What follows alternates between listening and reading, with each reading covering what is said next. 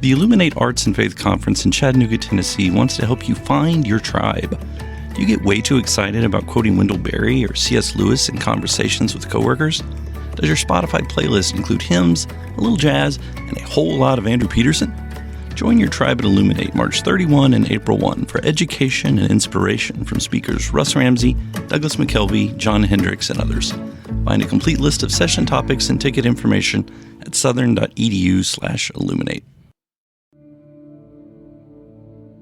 In 2024, I set out to meet as many poets as I could and spend an hour with each one. I got more than I bargained for, more insight, more clarity, more hope. It's proved to be one of the richest highlights of my life.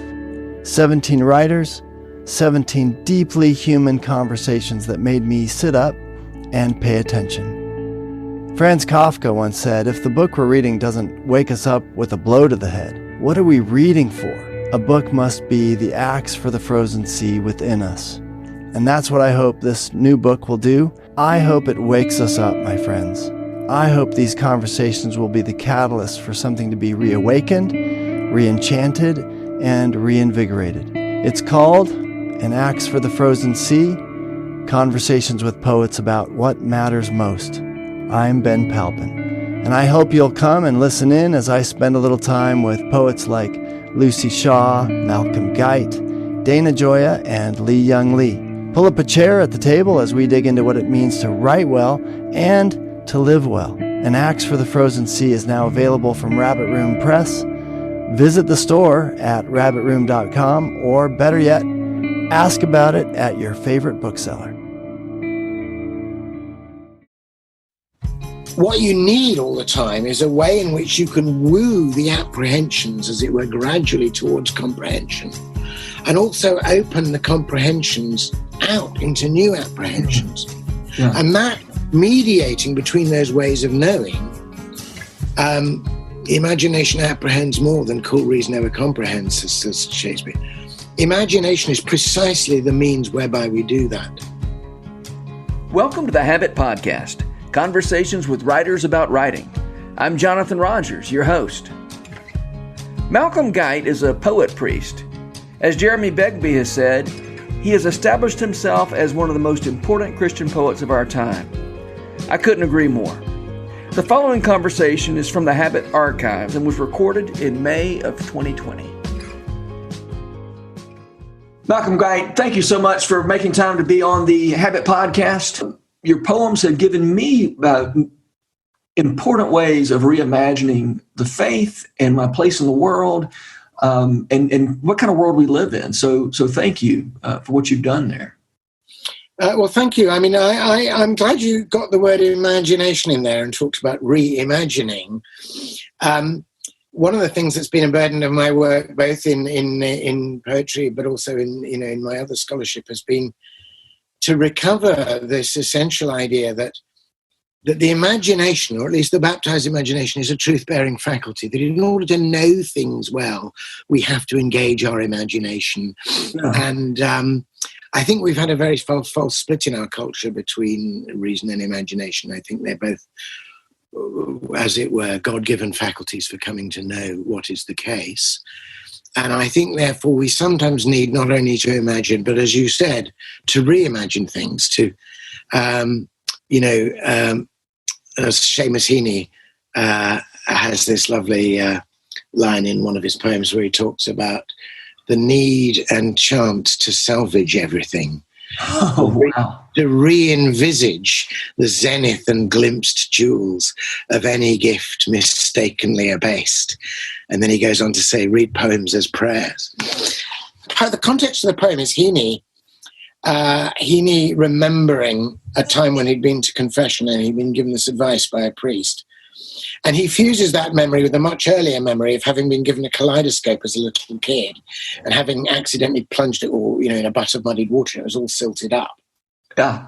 But in the poem, the kaleidoscope that's been abased resurfaces like a marvelous light ship, he says. Oh, wow. And then he hears again the voice of this priest saying, the voice that spoke once from behind a grill, and this is the line, spoke again about the need and chance to salvage everything. to re-envisage the zenith and glimpsed jewels of any gift mistakenly abased. What came to nothing could always be replenished. Oh. Read poems as prayers, he said. Oh, wow. That's amazing. I mean, Heaney is astonishing. Yeah. Wow. So, I mean, almost everything is mistakenly abased, right? One of the gifts mistakenly abased by our culture for about the last 200 or 300 years is the gift of imagination. That we've sidelined it. We've said, oh, it's only about the subjective.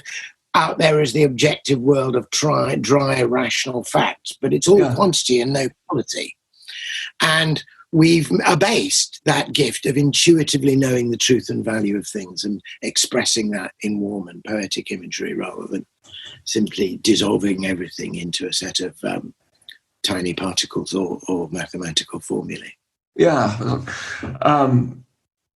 Is it Voyage of the Dawn Treader where somebody says, in our world, a star is gas and dust or whatever? That's right.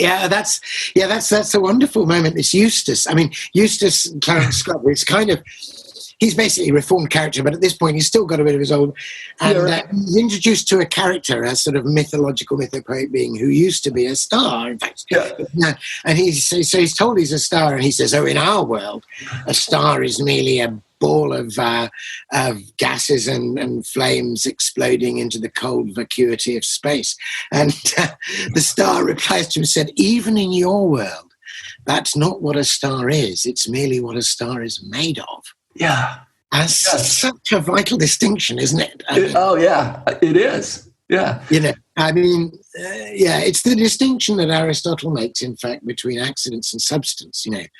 The accidents is just what a thing happens to be made out of, but the substance is what it truly is in form. Yeah. And everything has a substantial as well as an accidental cause. And in a sense, our science is simply the science of accidents, not accidents, T-E-N-T-S, but E-N-C-E. There are other dimensions to which only the imagination has access. And that view that you're expressing here opens up, it opens up everything to poetry. Yeah, absolutely. Well, it makes past what things are made of and to what they are. Yeah. Also, it makes poetry one of the, as it were, in some respects, scientific instruments available to us to try and understand what is the case. Yeah. So it's interesting that when Coleridge came in his Biographia Literaria to look back after 20 years on what he and Wordsworth thought they were up to in that miraculous summer, in the 1797, 98, that Annus Mirabilis, when they wrote the lyrical ballads, and he wrote Mariner and Ancient Mariner and Kublai. Anyway, looking back on it, Coleridge doesn't say. I mean, it's very interesting. The way we were taught in secular universities about poetry and literature and poetic movements was very much that literature and the arts were about a private, subjective world of artsiness, and that poetry is a sort of imaginary compensation for the kind of grimness of the world. Whereas what actually, and they would then romantic poetry supremely say, but actually what these two founders of romantic poetry were up to, according to Coleridge, was not to compensate us by inward fantasy for the dead and meaningless concatenation of atoms in which we happen to be circulating. We aimed on awakening the mind's attention, removing the film of familiarity, and restoring to us that vision and the freshness and depth of nature for which we have eyes that see not, ears that hear not, and hearts that neither feel nor understand. So they weren't trying to make stuff up.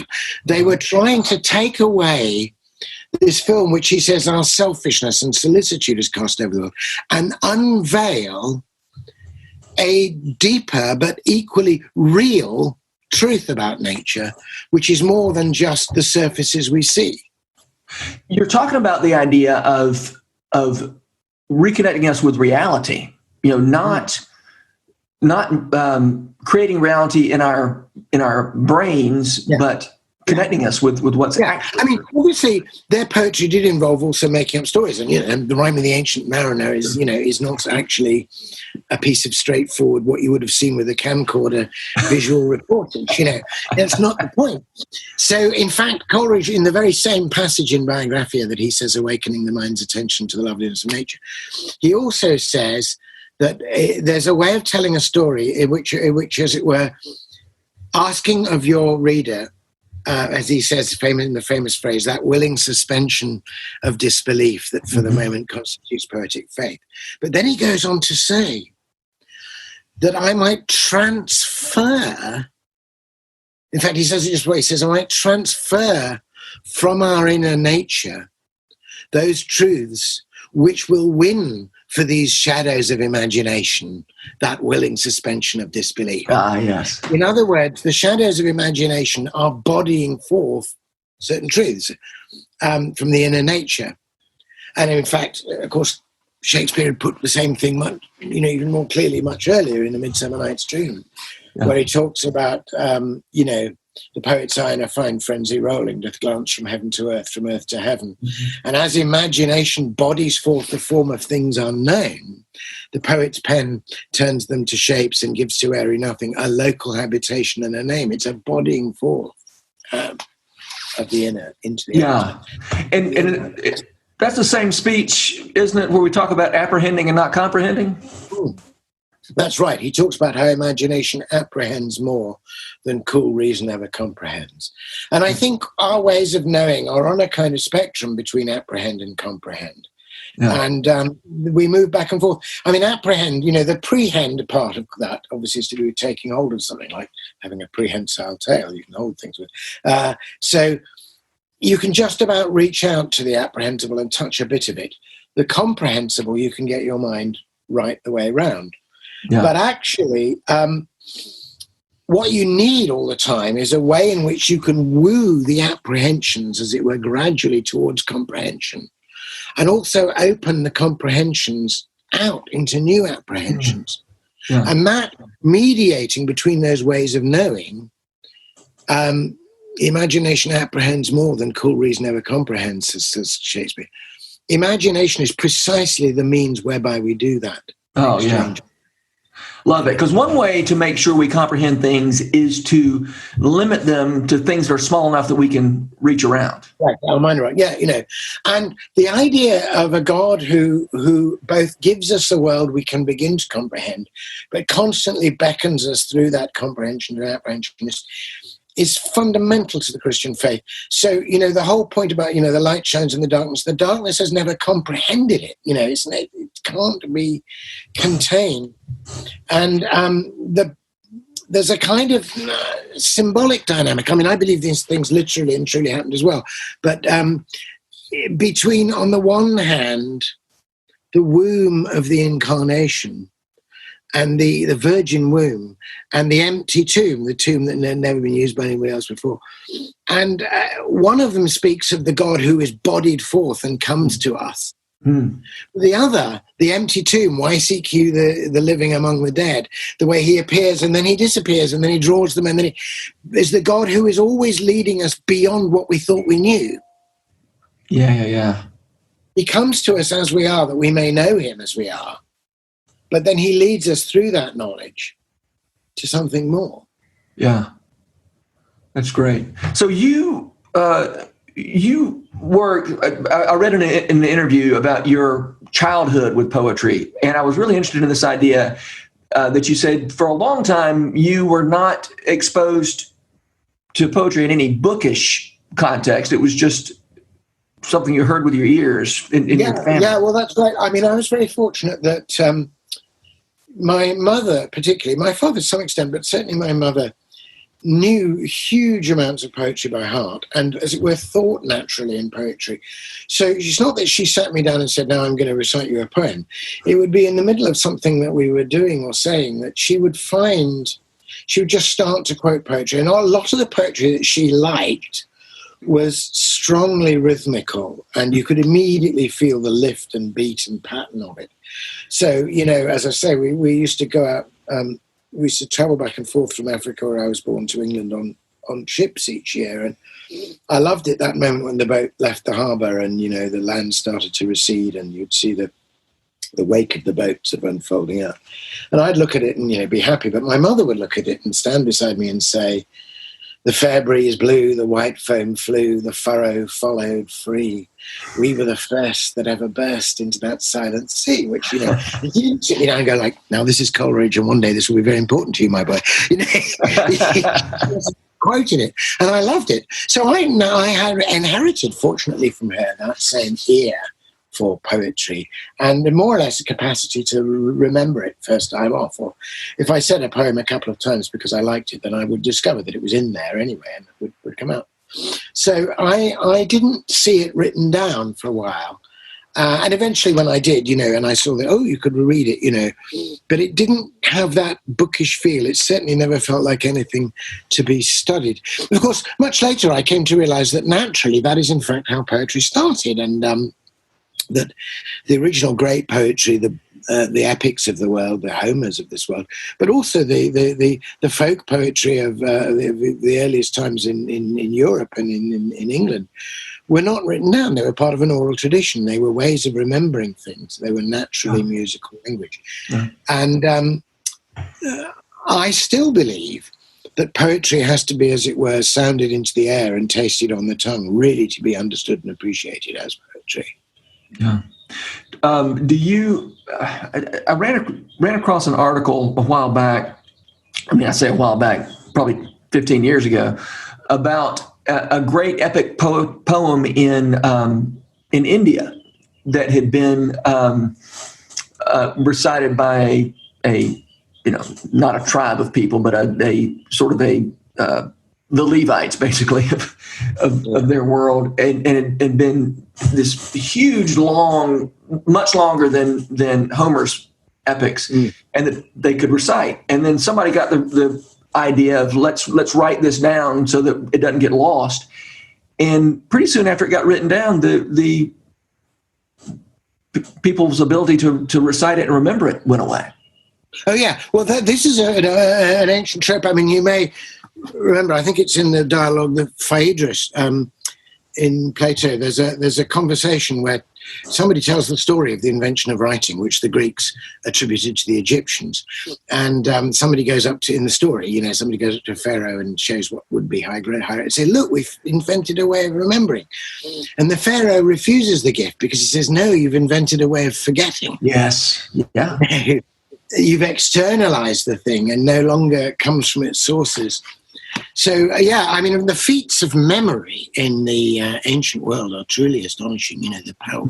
We've definitely gained some things with literacy, but we've lost some things too. And poetry, because it is an archaic thing, and it still keeps the memory of that oral tradition because poetry cares immensely about the sound of language as well as about its meaning. Yeah. Or good poetry does, I think.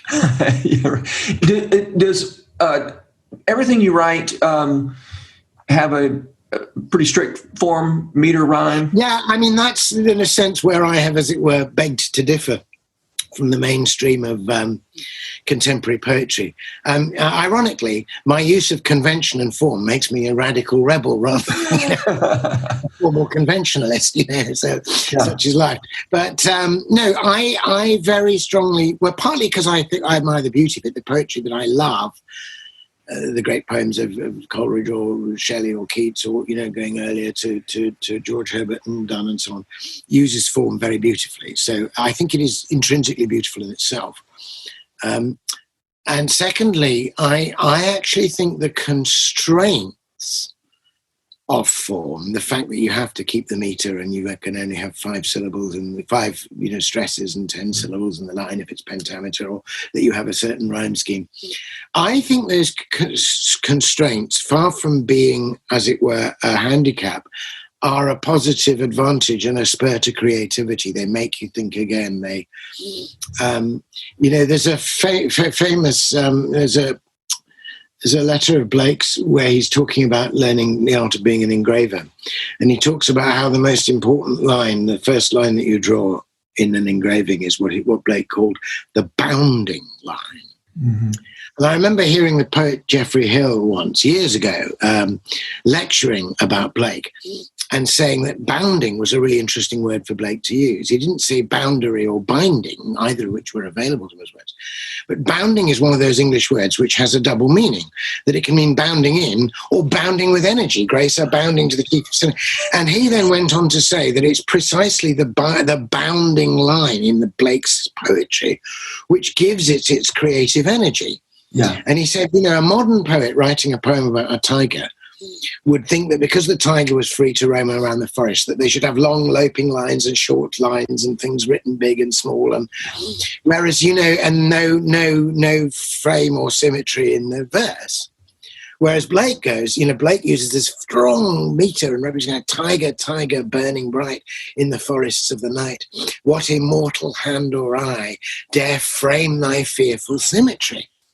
And in a sense, the energy of the tiger is all the more concentrated and fearful because of the fearful symmetry and frame of the poem. And Hill went on to say in this lecture that the constraints of the poem, its rules and limitations of form, rather than being a prison or a dead hand, in the right hands, in a poet who knows what he's doing with them, are actually much more like the walls of a furnace. That, you put the fire in the furnace or in the brazier, it burns much more brightly than if it was loose. It has an intenser heat. And of course, he then went on to show how that's the other image in the tiger poem, in the furnace, And so, I think it's fair. I've written poetry in blank verse. I've written in slightly freer verse just occasionally where I vary the line length, but I've never written a poem which didn't have meter or consideration of form, I've not written those kind of modern poems which I think of as really as chopped prose, where its claim to be a poem rests simply on the fact that the lines don't reach the edge of the page. Yeah. Well, I when I teach creative writing, I always require, when we do the poetry part of the class, I just say, you've got to write at least in meter, and I prefer that it rhyme, just for the very reasons you're saying. Those constraints give you somewhere to start, give you something to do, and make you discover some things you didn't know you could do. Absolutely, yeah. And at least when you're finished, you've got something that, whatever else you may need to find or learn how to do, it at least has the virtue of pattern and rhythm and the pleasure of repeated sound. Mm-hmm. Yeah. There's something there. I know you write a lot of sonnets, and I think the sonnet is such a great form for talking about Christian truth, right? Because it's off in one direction, and then you have a turn, and you have the Volta, and also it kind of concentrates on that. Also, there's a curious thing where I think one is drawn sometimes to one's opposite or corrective, and I think one of the reasons why I like the sonnet, which is by definition a brief form, you can see the end of it. It makes this little square on the page. I mean, you know when you're going to stop before you start, and you necessarily write a sonnet towards its final line, And I think that's a particularly important form for me because by nature I'm the opposite. I'm very loquacious. I can go on, you try to stop me, My mother used to say to me, you have the gift of the gab very galloping. She also used to say, your tongue will get you hung. And I can remember when I first started writing the sonnets that became Sounding the Seasons, my book of 70 sonnets going through the Christian year, which I did in a context of articulating verse for the church I was serving, and a reflection on the gospel and the seasons. And so I began to occasionally try these from the pulpit. And I remember one of the congregations saying to me almost in a whisper, they asked, sort of with a look of saying, Malcolm, why didn't you tell us earlier that you could do this in just 14 lines? Yeah. Oh, that's great. Poetry had a role in your coming back to the Christian faith, didn't it?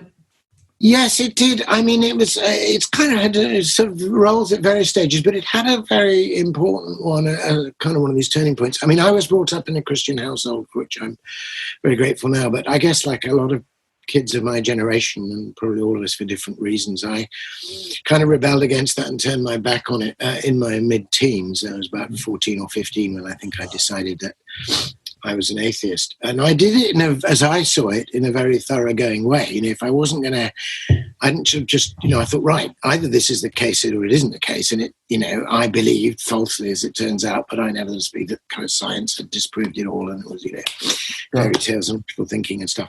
And I went in exactly the opposite direction. So I became a very reductive scientist. I wanted to be a marine biologist anyway, but we didn't have Richard Dawkins famously in those days, but we had the equivalent guy was a guy called B.F. Skinner, who was a sort of behaviorist scientist, and who very much thought you could account for everything, including all of human behavior, could be accounted for in entirely classic, as it were, Newtonian terms of action and reaction.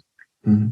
One thing forces another thing to happen, and you just have to manipulate what the forces are, and you can control things. And so I tried to believe for quite a long time that we were literally just a random concatenation of mutually resounding particles, which by some bizarre chance had thrown up this accidental epiphenomenon, this side effect of thinking you were a person and being around for a bit. And I remember being very proud of the word epiphenomenon, And I was a precocious 14 and 15-year-old, And the only, this situation was fundamentally absurd. And, apart from experiencing bouts of existential angst, all you could do was sort of contemplate the void. But anyway, I was endeavoring, therefore, to find the scientific reductive explanation of everything that happened. Which is one way of trying to sort of distance oneself from the emotions of one's own stormy youth. Anyway, I was taken by an aunt of mine to Keats's house. I didn't really know anything about Keats, but there was the Ode to a Nightingale on the wall. And I read this poem really because I had nothing better to do. And it was extraordinary because I was in the room, where you could look out through the casements, and there was the tree that the nightingale had sung in, that magical April, kind of 200 years previously. And I started reading this poem, and as you may remember, it has a very kind of unpromising start, in terms of low register. It begins, my heart aches and a drowsy numbness pains my sense, as though of hemlock I had drunk or emptied some dull opiate to the drains 1 minute past and lethe words had sunk. So I was reading this in sort of moody 15, 16-year-old. And I was going, oh yeah, heart ache, dull, drains, sunk, lethe. I'm with you, mate. Life's Anyway, so I was sitting there moodily reading and going, yeah, fair enough. And then, of course, as you remember, the poem suddenly and inexplicably, out of a moment of sheer grace, lifts as the bird sings. So he goes, just after that, after the word sunk, leathwards, it suddenly goes, "'Tis not through envy of thy happy lot, but being too happy in thy happiness, that thou, light-winged dryad of the trees, in some melodious plot of beech and green and shadows numberless, singest of summer with a full-throated ease." And I was going like, what was that? I mean, that just, I was astonished. I just didn't even know English could sound like that. So I was reading this poem, and of course the poem ushers you through in this kind of hypersensory poem because he goes out in the dark, and he says, I cannot tell what flowers are at my feet or what soft incense hangs upon the boughs, but in embalmed darkness guess each sweet. So I was really with him. And then this extraordinary thing happens just towards the end of the poem. First of all, he has this, Ruth comes in from the Bible, and he sees this woman standing, hearing a nightingale. When sick for home, she stood in tears amidst the alien corn. And then, suddenly out of nowhere, he produces this image of magic casements, of these windows. There's like windows at the back of the poem, opening onto something, of charmed open magic case, opening on perilous seas in fairyland. forlorn. Yeah. Then you come back forlorn, the very word is like a bell. So I read this, and it was a genuinely numinous experience. I didn't have that word then, but that's what it was. And it's not like, oh, I've read Keats, I'm a Christian. Well, it's nothing like that at all. But what happened was it cracked open the kind of concrete, materialist, reductive explanations of the world that I had. Because I walked out of that and I said, there is no way that poem is the result of an unwinding enzyme. There's a distinction between a chemical reaction that I can produce, with titrating in a lab, and the ode to a nightingale. Yeah. Both the ode to a nightingale, as Keats writes it, and the ode to a nightingale, as this callow teenager read it in Hampstead, in the 70s. Something happened there, which has an overplus, is more than the sum of any of its parts. Yeah. And it's got something to do with the sound, with the bird flying, and with the windows opening. That those things are more than themselves, the sense of the bird retreating further and further beyond you, singing you in the next grove, and yet you're having heard it and being drawn towards it. So in a sense, that set me off on something. It opened me to the possibility that there was a mystery behind the appearance of things, that somewhere there were magic casements that would open onto perilous seas. And in the end, that led me to the gospel and to faith, but not directly, and there were many indirect paths. But I think that was a moment of spiritual opening. Subsequently, of course, when I came to Cambridge, by that time an agnostic rather than an atheist, so therefore at least open to a possibility, not discounting or foreclosing on things, I began to find, very much like Lewis, that the poets I really loved were all Christian poets and were making the case for Christianity in ways that cold prose couldn't. And I would very much echo almost exactly what Lewis says, in Surprised by Joy, about his experiences reading English at Oxford, mine English at Cambridge, which was that he says it's in effect in Surprised by Joy, he says, I suppose in a way my imagination was baptized before I was, and the rest of me took a little bit longer to catch up, and that was very much my experience. Yeah. Now, you didn't start writing poetry, though, until after you had become a priest. Is that correct? Well, I didn't start writing poetry. I did have of course I wrote poetry as a teenager. Okay. Once I discovered Keats, I was a Keats wannabe. And I wrote lots of, pastiche sort of, romantic Keatsian, sub-Keatsian, lush poetry full of quoths and doths and prithys, But, and I was at least trying to make that sound. I had another go at writing poetry as an undergraduate, which is probably slightly better poetry, but was, of course, a bit academic. But what happened actually was that, and I suppose another best was training. And then when I was ordained, in a sense, the extraordinary experience of being a parish priest and of officiating at the liturgy and initiating people into this gorgeously made pattern of sound and movement and form and gesture and metaphor and meaning, which was transformative for them and for me. That, in a sense, is the thing I'd always wanted to do in poetry anyway. Yeah. But I was kind of doing it in the given poems, as it were, of the faith, which are the liturgies and the hymns. But eventually I came to realize that other thing I'd loved so much needed to come out too, but that it could come out into its right place now. I think when I was ardently hoping, when I was a full-on, Keats wannabe and sort of playing romantic poetry air guitar, in my 20s, I would have, poetry would have become a false religion to me in a way. And I needed to, famously, Somerset T. Hall, I think, said romanticism is spilled religion. But that doesn't mean that when you found the unspilled cup on the altar, you don't still notice the joy and beauty of the romantic poetry. But now you kind of have a context for it. It's also to do with what Lewis says about first things and second things. That if you put first things first, you get the second things as well. Find Christ and take the cosmos thrown in. But there's no point in gaining the whole world and losing your soul. I love it.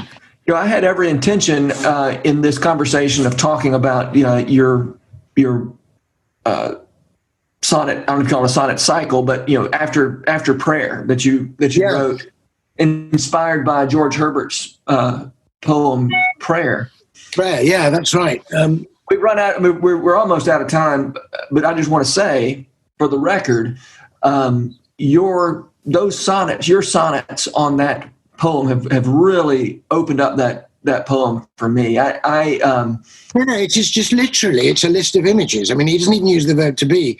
So he says, prayer, the church's banquet, angel's age, God's breath in man returning to his birth, the soul in paraphrase, heart in pilgrimage, and so on. So it goes on. And every one of those is richly and beautifully what prayer is. But he doesn't tell you why. He leaves you to do all the thinking and imagining, and he just gives you this core thing. And I was astonished at the sheer generosity of that poem, because you can, as a poet, you can wait a long time for an image, and when you get a really good one, you think, oh, we'll get poems out of this one, Whereas here's Herbert comes along and he gives you, by my reckoning, 26 absolute gems, all in one sonnet, 14 lines, for free. And then he just adds the words, something understood, which is almost not only a conclusion, but a kind of offer or a challenge. What are the some things that you will understand?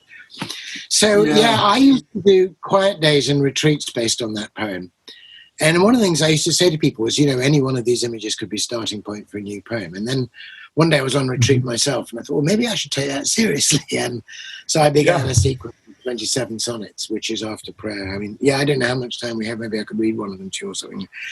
But I'd love it if you'd read one or two. I don't know if you have your own ideas. Do you have any particular ones you'd like to hear? You know what? I would love to hear the Christian Plummet. I want to hear. I've got a lot I want to hear, but let's do the Christian Plummet if you don't mind. Okay, yeah, we'll do that. I mean, this one's kind of quite a dark one, but we don't stay down here, but it's really important that we have to go down here to understand. So the Christian Plummet is an image, is the image of a lead line, that they used on a ship where they would lower it down, to find out how much water there is under the keel. And that was the original context. Prayer is like a plummet let down. But I just love the way he put the word Christian and plummet together. Yeah. And I thought about that in the modern sense. I happen to be one of those people who occasionally really plummets down in their feelings. And I think there are quite a few Christians like that. And I think experiencing that doesn't make you not a Christian. On the contrary, it may be a very important part of your role within the wider faith. So that's partly where this is coming from. So the Christian Plummet. Down into the icy depths you plunge, the cold, dark undertow of your depression. Even your memories of light made strange as you fall further from all comprehension. You feel as though they've thrown you overboard, your fellow Christians on the sunlit deck, a stone-cold Jonah on whom scorn is poured, a sacrifice to save them from the wreck. But someone has their hands on your long line. You sound for them the depths they sail above. One who takes Jonah as his only sign sinks lower still to hold you in his love. And though you cannot see or speak or breathe, the everlasting arms are underneath. I love it, Malcolm. The reason I wanted you to read that poem was for that line, you sound for them the depths they sail above. And that feels like, to me, a big part of the poet's job. That's thank you for signaling that line out. I think that is exactly it, that sense of sounding a depth, getting into. And we are such a speedy surface skimming culture at the moment. That's why we need this opportunity to slow language down and the mind's attention and let it sink into a depth. Yeah.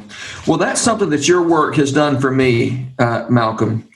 And so thank you for that. I love the way your cycle ends, your sonnet on the line, the image, something understood. Yeah.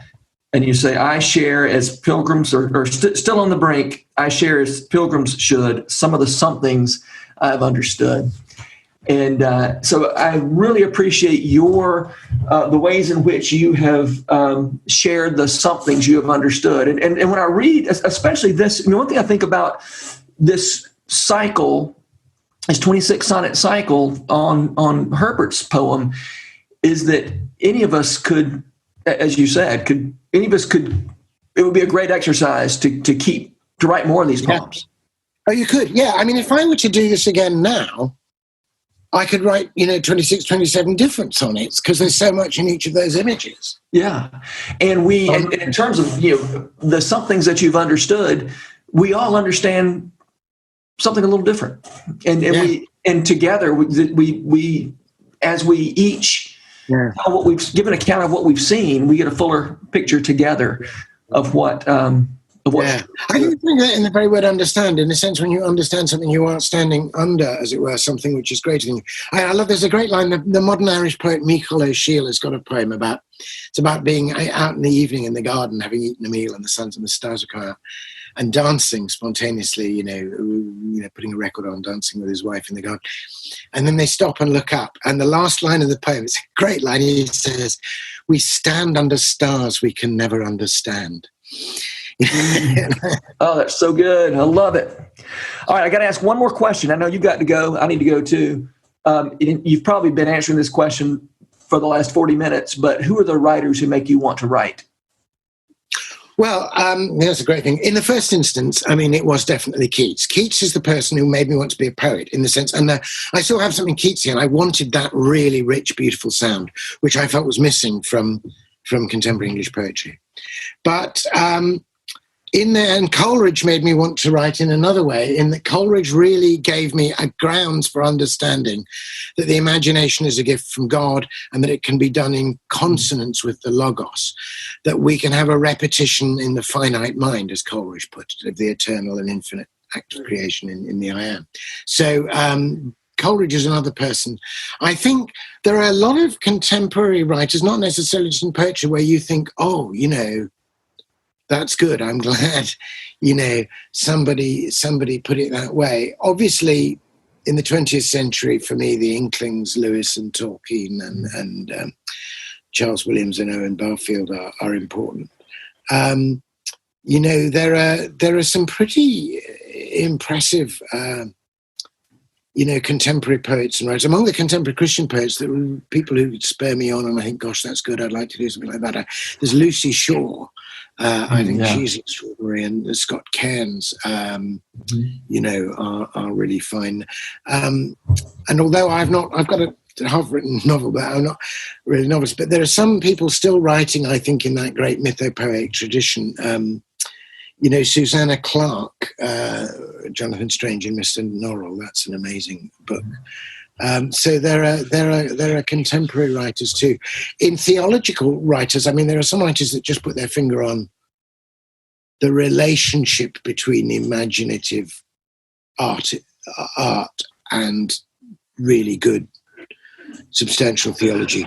One of the people, both in print and in person, who's immensely inspired me is Jeremy Begbie. He writes mainly about music and theology. Yeah. But he and I were involved in a thing called Theology Through the Arts. And he's just had a book recently called Redeeming Transcendence, which really brings together the sort of apparent, some people would set an opposition between Christian doctrine and artistic freedom. And Begbie never does that. He really shows you how the great Christian doctrines are the foundation and stimulus of artistic freedom. Well, Malcolm, thank you so much for being here. This has been such a treat for me, and I hope we can talk again soon. Okay, great. It's been good to be with you. The Rabbit Room has partnered with Lipscomb University to make this podcast possible. Lipscomb has graciously given us access to their recording studio in the Center for Entertainment and Arts building. We're so grateful for their sponsorship, their encouragement, and the good work they do in Nashville. Special shout out as well to Jess Ray for letting us use her song Too Good as part of this podcast. Visit jessraymusic.com to to hear more of her beautiful songs. Habit membership is a library of resources for writers by me, Jonathan Rogers.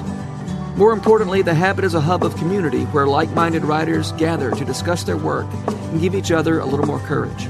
Find out more at thehabit.co. This podcast was produced by The Rabbit Room, where art nourishes community and community nourishes art.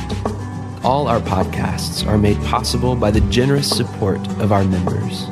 To learn more about us, visit rabbitroom.com, and to become a member, rabbitroom.com/donate.